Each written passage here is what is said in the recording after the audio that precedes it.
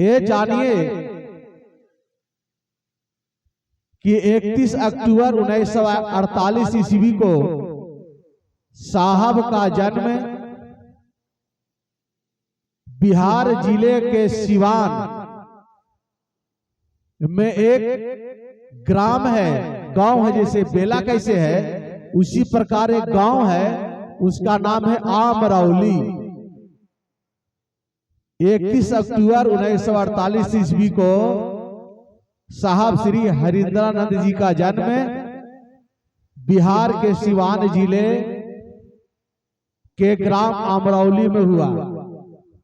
उनके पिता श्री विश्वनाथ सिन्हा जी और माता का नाम राधा। और जब उनका जन्म हुआ कृष्ण पक्ष तिथि दिन बुधवार और तिथि खंडित हुई। और जब तिथि खंडित हुई तो उस समय शाम को पूरे भारत में धूमधाम से दीपावली मनाई गई। आप सोचे तिथि खंडित होना, राम जी जन्म लिए थे तिथि खंडित हुई थी, कृष्ण जी जन्म लिए थे तिथि खंडित हुआ था, हनुमान जी जन्म लिए थे तिथि खंडित हुआ था। तो बड़े बड़े देवता ऋषि महर्षि जितने भी हुए, जितने भी जन्म लिए, सबका तिथि खंडित हुआ।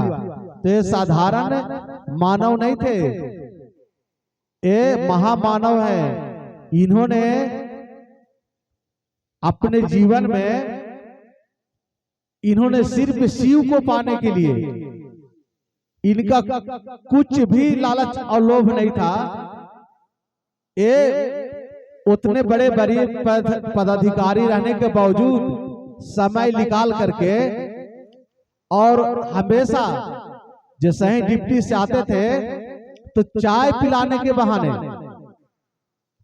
कि चाय पिलाने के बहाने लोगों को बुलाते थे और शिव गुरु की बात करते थे कि शिव गुरु हैं, शिव को आप गुरु बना लीजिए। इनका यही सपना था। और उधर मां नीलम आनंद के पिता श्री मवार जगदीश्वर सिंह जी उर्फ बच्चू, आप लोगों ने सुना होगा। उनका अपना परिवार आपको आज बता देते हैं। उनका अपना परिवार श्यामाचरण सिंह चकला देख रहे हैं, देख रहे हैं ना, उनका अपना रिलेशन में होते हैं। और ये राजा की बेटी थी, मां नीलम आनंद राजा की बेटी थी। और बताइए, राजा की बेटी शिव गुरु को धरती पर उतारने के लिए इन्होंने ना जाने कितने लोगों का बर्तन साफ किया और कितने लोगों को खाना बना करके खिलाया और शिव गुरु की बात की, कंधा से कंधा मिला करके शिव गुरु की बात की। और आज देखिए कि शिव गुरु की बात आज धरा पर उतर गया। तो मां नीलम आनंद का एक ही सपना था कि हर घर में शिव का शिष्य हो, पत्ते पत्ते शिव को गुरु बना ले, पशु पक्षी शिव को गुरु बना ले। यानी उनका एक ही सपना था कि शिव सबके जीवन में गुरु हो जाए और सबके जीवन में उतर जाए। उनका यही एकमात्र लक्ष्य था।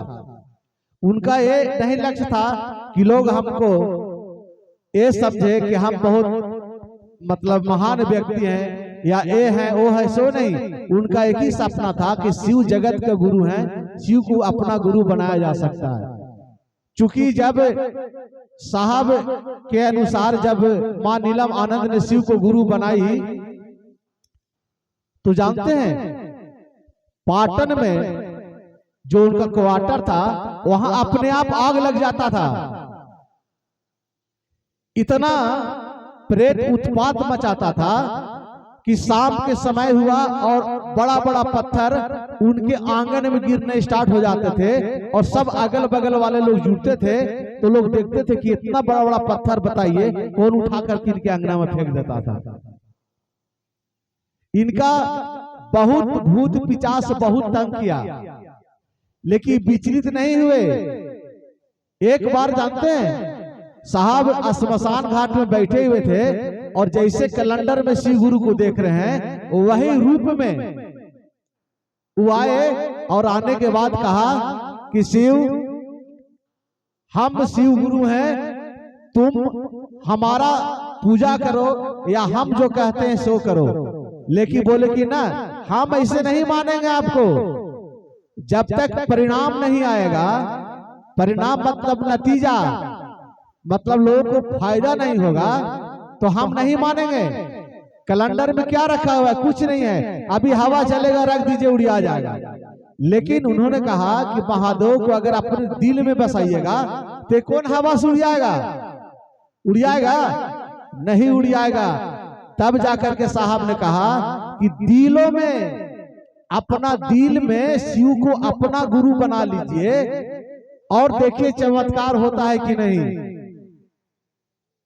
एक दिन क्या हुआ कि एक साधु के रूप में इनके घर कुछ बेलपत्र का जो पत्ता होता है, बेलपत्र लेकर के आए और बेलपत्र जैसा ही साहब को वो साधु दिया और देने के बाद वो बेलपत्र को साहब क्या किए कि टुकड़े टुकड़े में बांट दिए। बिल्कुल थोड़ा थोड़ा टुकड़ा टुकड़ा कर लिए। एकदम टुकड़ा टुकड़ा करने के बाद उस साहब क्या किए कि जिनका भयानक बीमारी था, जिनका असाध्य रोग था, जिनका नाइलाज था, मतलब इलाज नहीं हो सकता है, वैसे वैसे व्यक्तियों को साहब थोड़ा थोड़ा बेलपत्र दिए।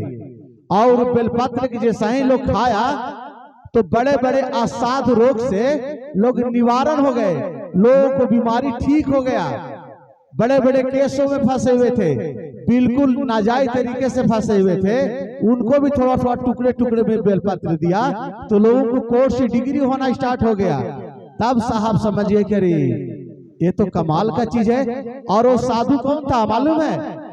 वो साधु शिव के रूप में आए थे।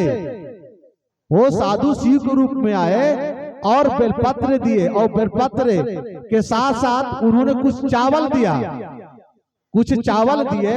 और चावल देने के बाद उन्होंने कहा कि ये हरिंदर, तेरा रास्ता सही है, तुम लोगों को कहो कि शिव जगत के गुरु हैं, शिव को अपना गुरु बनाया जा सकता है, शिव से लोगों को जुड़ाव होना चाहिए, शिव से लोग जुड़े, यही करना था।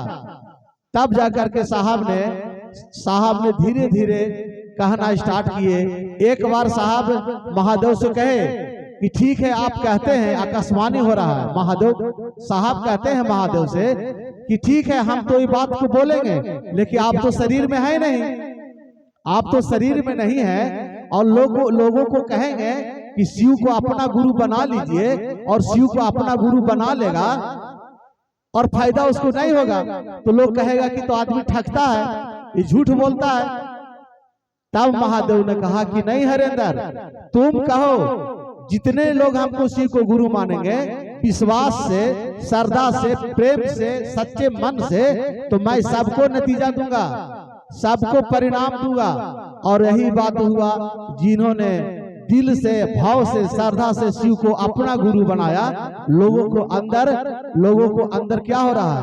लोगों के अंदर नतीजा उतर रहा है, परिणाम आ रहे हैं, एक से एक परिणाम आए हैं। चर्चा जिसे होता क्या है, हम लोग लोकल है तब नहीं समझ पाते हैं। जब बड़ा बड़ा चर्चा विराट होता है, चर्चा राष्ट्रीय स्तर पर होता है, राजकीय स्तर पर होता है, जिला स्तर पर होता है, वहां जाइएगा तो अनुभूति देखिएगा कि ऐसे ऐसे अनुभूति मिला है लोगों को, ऐसे ऐसे अनुभूति मिला कि जिसकी कल्पना भी हम लोग नहीं कर सकते हैं। तो गुरु तो काम कर रहे हैं, गुरु काम करते हैं। और एक बात और भी है, बहुत लोग कहते हैं कि शिव तो जगत के गुरु हैं, तो ठीक है, शिव जगत के गुरु हैं, सभी लोग जानते हैं, तो किसी ने कहा क्यों नहीं कि शिव जगत के गुरु हैं? कहना चाहिए ना। 121 भारतवर्ष में 121 शिष्यों का परिलेख मिलता है, जिसमें परशुराम, दधीची, मच्छेंद्रनाथ, गुरु गोरखनाथ, रविंद्रनाथ टैगोर, वशिष्ठ, गौतम मुनि, विश्वामित्र जी, कृष्ण जी, राम जी, अन्य सभी ने इनको आध्यात्मिक गुरु माना है, लेकिन किया क्या कि मान करके और अपना चरण पूजवाए। गुरु मान लिया और अपना खूब फायदा लिए और अपना चरण पूजवाए कि तुम मेरा चरण पूजो, और शिव को गुरु माने, शिव को गुरु मान के बैठे हुए, लेकिन किसी से कहा नहीं। लेकिन यहाँ उल्टा हो गया, साहब ने कहना स्टार्ट कर दिया जो सही शिव को गुरु बनाए। महादेव ने इनसे कहा कि हे हरेंद्र, तुम अब लोगों को कहो, जो भी हमको गुरु मानता है सब अपने चरण पूजवाता है। और साहब भी यही चक्कर में थे कि हम भी चरण पूजवावे, लेकिन महादेव ने कहा कि अब ऐसा नहीं होगा, अब ऐसा नहीं होगा, तुमको हर घर में जाना होगा और सबको बतलाना होगा, चाहे दीन हो, दुखी हो, गरीब हो, असहाय हो, बुढ़बक हो, धनवान हो, गुणवान हो, जैसा भी हो, कोई जाति धर्म का हो, क्या खाता हो, क्या पीता हो, उससे कोई मतलब नहीं है, वो किस मजहब का हो, क्या मानता हो, लेकिन तुम सिर्फ कहना स्टार्ट करो कि शिव जगत के गुरु हैं। साहब ने कहना स्टार्ट किया कि शिव जगत के गुरु हैं, और देखिए क्या हुआ, परिणाम आने लगे, नतीजा आने लगा। और जिनको नतीजा नहीं मिल रहा है, परिणाम नहीं मिल रहा है, तो समझ जाइए तो शिव को गुरु नहीं माने हैं। अगर माने हैं तो दिल से दया नहीं मांग रहे हैं, करना ही है। और हम लोग ताम झाम में पड़ जाते हैं। ताम झाम में क्या पड़ जाते हैं, हम लोग पूजा की परिधि में ज्यादा पड़ जाते हैं कि पूजा कर ले तो शिव गुरु जो हमरा क्यों सोचता थी, उल्टा हो जा रहा है। यहाँ महादेव ने कहा कि सिर्फ शिव गुरु स्वरूप की चर्चा करके देखो, हमसे दया मांग करके देखो, नमः शिवाय से प्रणाम करके देखो, ये करना है। तो हम लोग क्या करते हैं, हम लोग उल्टा कर लेते हैं, इसीलिए परिणाम नहीं आ रहा है। पूजा से परिणाम मिलता है, एक बार पूजा कीजिएगा तो एक ही बार परिणाम मिलेगा, बार बार नहीं मिलेगा। लेकिन गुरु स्वरूप में जब जाइएगा, जब उनको गुरु मानिएगा, तो आपके पक्ष में खड़ा रहेंगे, हमेशा खड़ा रहेंगे।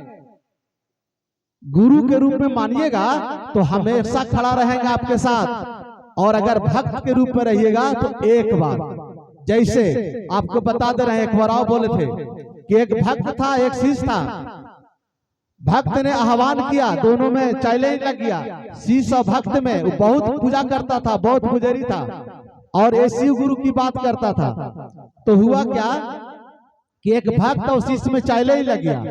भक्ति से भक्त पुकारा, भगवान आ गए, और उस पार करना था, बीच में खाई था, बहुत बड़ा समुद्र था, पार करना था। भक्ति जो करता था, पूजा पाठ करता था, वो हुआ क्या कि उनके इष्ट देव, जिस देवता को मानते थे, वो चाहे विष्णु को माने, ब्रह्मा को माने, देवी को माने, हनुमान को माने, जिसको भी माने, उनके लिए एक नौका लेकर के भगवान आ गए, और आकर के और अपने भक्त को पार कर दिया। और पार करने के बाद चले गए। अब शिष्य का बारी आया। अब शिष्य पुकारा तो इनके गुरु नहीं आए। तो भक्ति वाला कहा कि देखा कि मेरा में कितना शक्ति है कि हम भक्ति किए तो एक बार चला आया। बोला ठीक है। शिष्य फिर पुकारा, गुरु आए और बोले कि तुम कुछ नहीं देखो, नौका लेके नहीं आए, बोले कि तुम डायरेक्ट कूद जाओ। और कूद गया, और कूदने के बाद बोला कि तुम हाथ पैर मारो। उनको ज्ञान बता दिए और हाथ पैर मारना स्टार्ट किया, और इस पार से उस पार हो गया। फिर पुनः चैलेंज लगा, वो भक्ति वाला फिर चैलेंज लगाया। फिर इस बार नहीं आए, बोले कि तुमको एक बार मिल गया, बार बार तुमको नहीं मिलेगा। और इसको गुरु ज्ञान दे दिए, ये हमेशा आर पार कर रहा है। अब उसके लिए भगवान जब नौका लेकर आएंगे तब ना, एक बार लाकर पार कर दिए, अब बार बार नहीं आएंगे। अब सोचे फायदा किस में, गुरु में ना है कि ज्ञान दे दिए ना, ज्ञान दे दिए कि बिना नौका के तुम पार कर जाओगे। अब फिर भक्ति करेगा।